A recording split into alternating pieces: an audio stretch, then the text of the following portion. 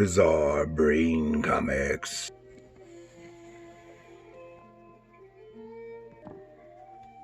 Hello, my comic book friends, and welcome to Bizarre Brain Comics. I'm Gary, your host. And this is where I like to take a look at some older comics, talk a little bit about the characters and creators, and examine the stories and the art. This time, we're going to take a look at Howard the Duck, number 26, from 1978 by Marvel Comics. And before we get into that, I've got my book, Bizarre Brain Comics Anthology, available on Amazon. It's got some adventure stuff, mostly humor, and some gags. And thanks to everyone who has ordered a copy. You can get yours on Amazon, $7.99. And there's no funny animals in it. That's coming later. Yeah, Howard is kind of fits into funny animals, but he's not quite.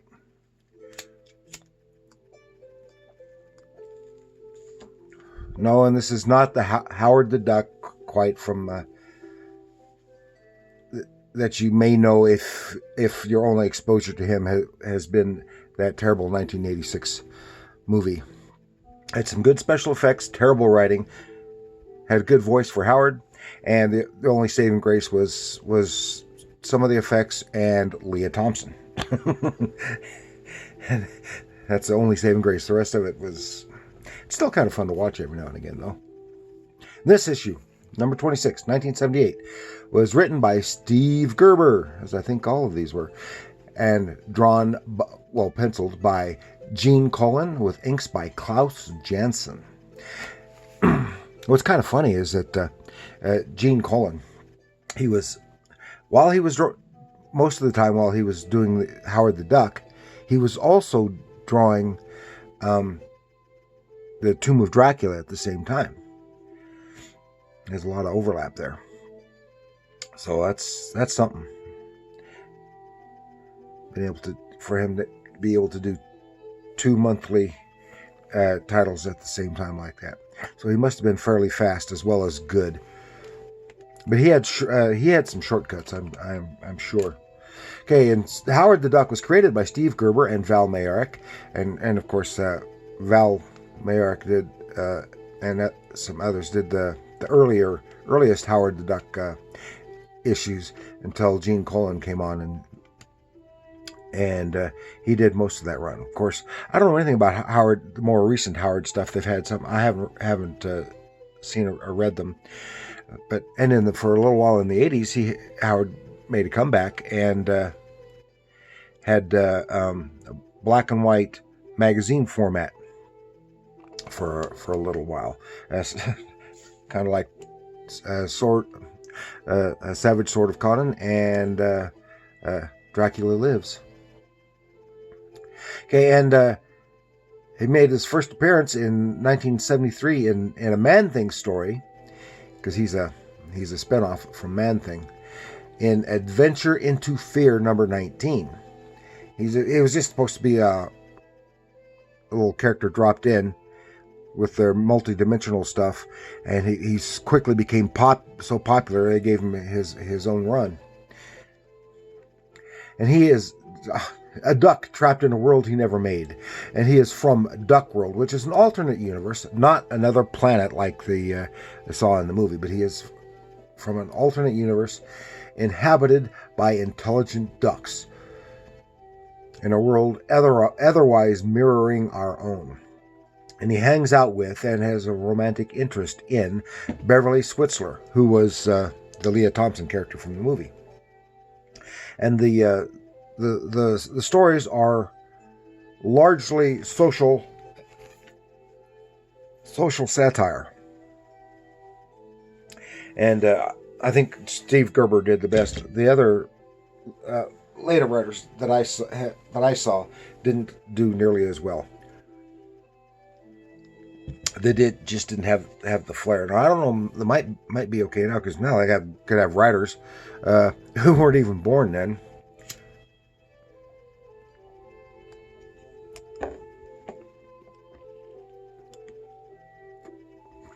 And okay, just to show you, I have another issue here.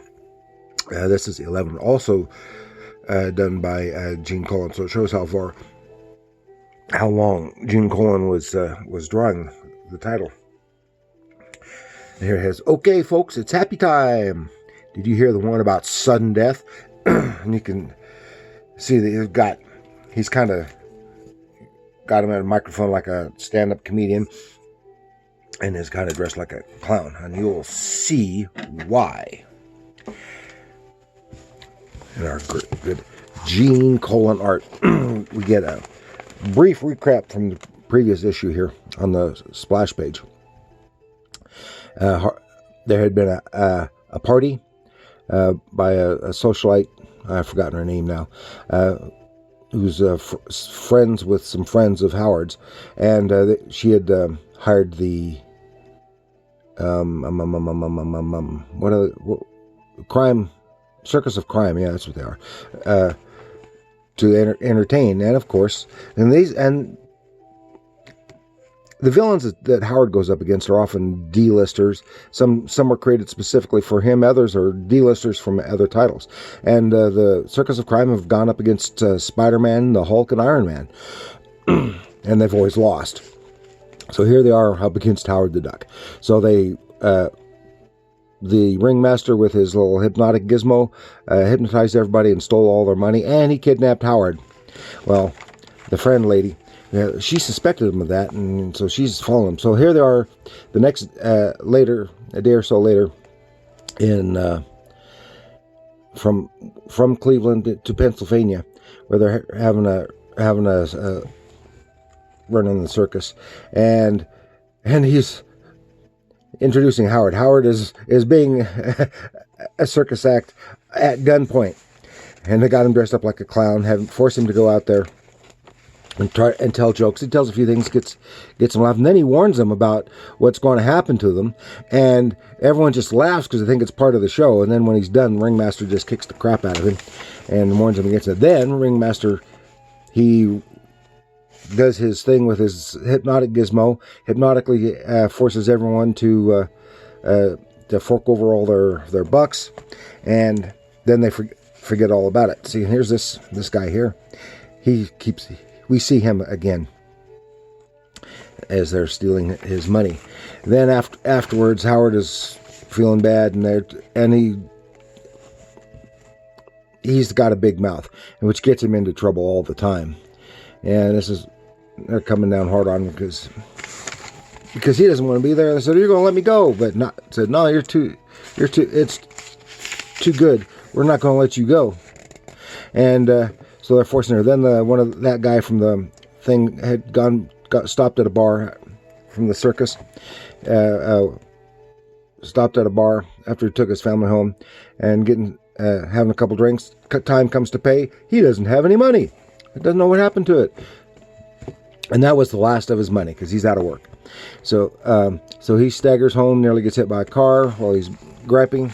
And the car that he's nearly hit by is friends of Howard who are looking for the circus. And they have a little argument, and two of the friends, Howard's closer friends, because they found out she knew they were going to rob the place. And she was wanting to find them.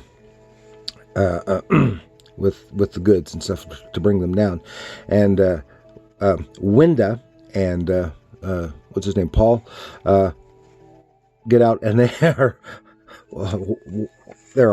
afoot while she drives off trying to find the circus. Circus is closing down, packing up, getting ready to take off. He talks a little bit with the human cannonball and gets ready, and they're driving off, getting ready to drive off. Meanwhile, our friend who found out he doesn't have any money had gone home, got his gun, and gone to the garage and said, apologizing to the guy to the gas station, said, "I'm sorry, dude, but I got to get money for my family, so give me the dough." Meanwhile, one of Howard's friends happens to get into that gas station while they're loading. The circus is loading up in the truck and taking off. And the lady's following them. They're meeting the she's following them, and they are going. They need gas, so they stop at the. Something else happens to Wenda, and I'm not going to get into that. They stop for gas. It happens to be the same place the guy's robbing. Ringmaster goes in. Howard gets out, and he goes in, and the armed robber recognizes the ringmaster, says, You're the one who did it. You're the one who stole my bacon. So he starts trying to hypnotize him with his gizmo, and blam! Everyone runs inside, and they see he didn't shoot anybody. He just shot the gizmo. Then the guy was frightened himself. He runs off, and he's running off. The gal in the car hits him, the one who almost hit him before, and the gun goes off and hits Paul. So later at the hospital, Paul's going to be okay. The friends are there. And that's the end of that plot line. Coming up next, I'm not negative, I'm angry. And of course, Howard is just gripe. And you see the great artwork of Gene Colan. There's great storytelling. Remember, Howard is, unlike most funny animals, he's not in a world of funny animals. He is from a world of funny animals. And he's just angry all the time at everything.